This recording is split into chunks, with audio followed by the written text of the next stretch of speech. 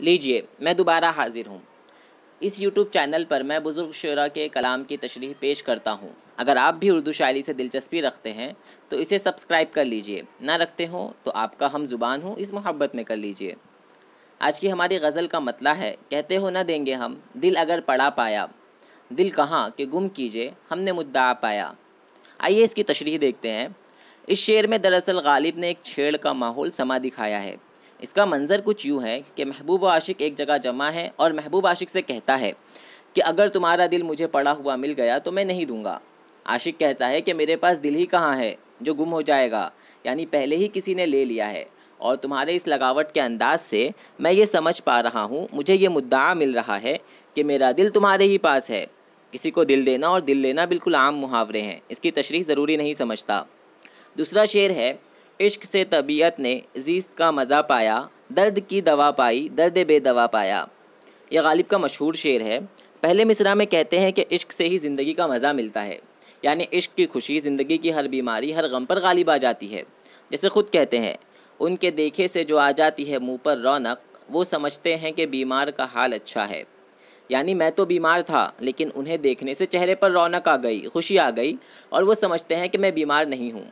आगे दर्द बेदवा वाले शेर के दूसरे मिसरा में कहते हैं कि हालांकि ये इश्क की दवा से ज़िंदगी का मज़ा तो मिल जाता है, लेकिन ये खुद ऐसा लाइलाज मरज़ है जिसकी कोई दवा नहीं।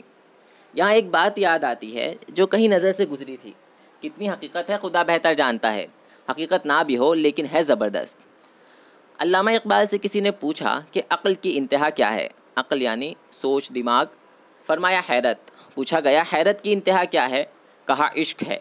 पूछा गया इश्क की इंतहा क्या है, फरमाया इश्क की कोई इंतहा नहीं है।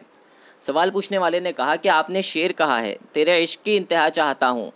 इकबाल साहब ने कहा दूसरे मिसरे में अपनी गलती का एतराफ़ भी कर लिया है कि मेरी सादगी देख क्या चाहता हूँ, यानी ऐसी चीज़ चाहता हूँ जो मुमकिन नहीं। वैसे इश्क की इंतहा पर इकबाल से पहले मीर साहब ने भी कहा था, इब्तिदाही में मर गए सब यार कौन इश्क की इंतहा लाया। और इश्क एक लाइलाज मरज़ है, इस पर भी मीर कहते हैं, उल्टी हो गई सब तदबीरें कुछ न दवा ने काम किया, देखा इस बीमार ये दिल ने आखिर काम तमाम किया। तीसरा शेर है, दोस्त दार दुश्मन है एतमाद दिल मालूम, आह बेअसर देखी नाला ना रसा पाया। इस शेर में दुश्मन से मुराद महबूब है। एतमाद दिल मालूम यानी मालूम पड़ गया है कि दिल पर कोई भरोसा नहीं कर सकते। महबूब को दुश्मन तंजन कहा गया है कि शायर तो चाहता है कि महबूब उसका हो जाए, लेकिन महबूब अपने नाज नखरे दिखाकर गालिब को आजमा रहा है, परेशान कर रहा है। इस तर्ज पर उसे मोहब्बत से दुश्मन कह रहे हैं। नाला यानी आहो फरियाद, नारसा यानी ऐसी चीज़ जिसकी पहुँच ना हो। इस शेर में गालिब ने दो अलग अलग फरीक यानी ग्रुप बना दिए हैं। एक गालिब का ग्रुप है और एक दुश्मन यानी महबूब का, और अपने दिल को महबूब का दोस्त यानी उसका तरफदार बताया है, जिसकी वजह ये बताई है कि इस दिल की आह में कोई असर नहीं है और इसके रोने फरियाद करने की कोई रसाई, कोई पहुंच महबूब तक नहीं होती है। बस कहना यह है कि मैं जो महबूब के लिए नाला व फरियाद करता हूँ, इसका महबूब पर कुछ असर नहीं होता। वाज़ेह रहे कि गालिब का दिल फरियाद कर रहा है, यानी गालिब खुद फरियाद कर रहे हैं, लेकिन जब इसका महबूब पर कोई असर नहीं हो रहा तो इल्ज़ाम अपने दिल के सर डाल रहे हैं कि ख़ुद के दिल पर मुझे कोई भरोसा नहीं रहा और अब यह महबूब का तरफदार बन चुका है, हालांकि दिल पहले ही महबूब का कायल हो जाता है। वैसे नाला व फरियाद आहो बुका पर क्या क्या कमाल दिखाया गया है उर्दू शायरी में, वो सब इंशाअल्लाह हम मीर की गज़लों में देखेंगे। अगला शेर है, सादगी व पुरकारी बेखुदी व होशियारी हुस्न को तगाफुल में जुर्रत आज़मा पाया। यानी हुस्न वाले बज़ाहिर सादा दिल मासूम और बेखुद नज़र आते हैं, लेकिन दरअसल ये चालाक और होशियार होते हैं। बस इस गफलत से अपने आशिकों का सब्र आजमाते रहते हैं कि ये आशिक हमारे लिए कहाँ तक बर्दाश्त कर सकते हैं। गुंचा फिर लगा खिलने आज हमने अपना दिल खो किया हुआ देखा गुम किया हुआ पाया। दिल खो होना मुहावरा है जिसका मतलब है सख्त रंजीदा होना, परेशान होना, गमज़दा होना। शायरी में गुंचे को अक्सर दिल से तशबीह दी जाती है। गुंचा यानी फूल की कली।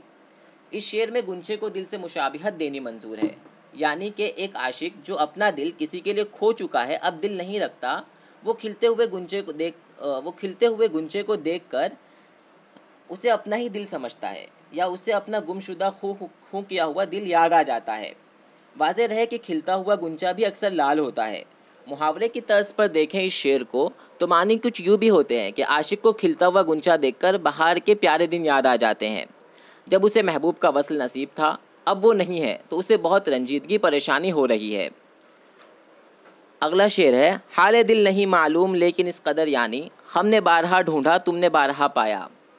यानी मेरा दिल तुम्हारा गिरविदा हो चुका है। इस सीधी सी बात को कहने के बजाय शायराना अंदाज इख्तियार किया है कि मेरे दिल का हाल कुछ नहीं मालूम मुझे, बस इतना जानता हूँ कि मैं अपना दिल अपने पास बहुत ढूंढता हूँ लेकिन मुझे नहीं मिलता और तुम्हें बार बार मिल जाता है।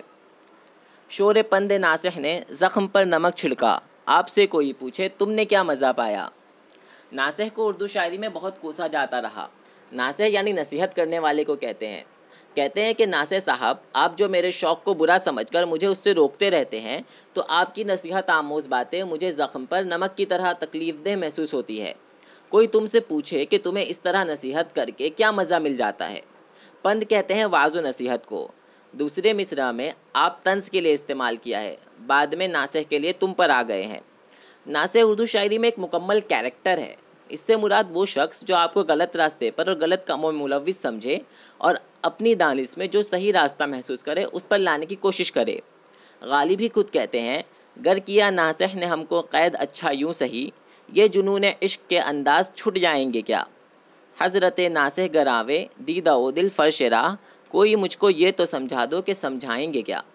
यानी नासिह साहब, आप आएँ, मैं आपके रास्ते में ताज़ीम की खातिर अपनी आंखें और दिल बिछा दूंगा, लेकिन कोई मुझे ये तो समझाओ कि आप मुझे आकर क्या समझाएंगे। यानी आपके समझाने से जब मुझ में कोई तब्दीली आएगी ही नहीं तो इसका फ़ायदा क्या। शायरी में माना के अलावा भी बहुत सी खूबियाँ होती है। उनमें से एक रियायत लफ्ज़ी है, यानी ऐसे दो या दो से ज़ायद अल्फाज का इस्तेमाल करना जिनका ग्रुप उनका कबील एक हो। जैसे गुड़िया और बेटी, ये दो लफ्ज़ एक ही ग्रुप से मालूम होते हैं, सो इन लफ्ज़ों में रियायत लफ्ज़ी है, ऐसा कह सकते हैं। इसी तरह शोर पंद नासिह वाले शेर में नमक और मज़ा में रियायत लफ्ज़ी है।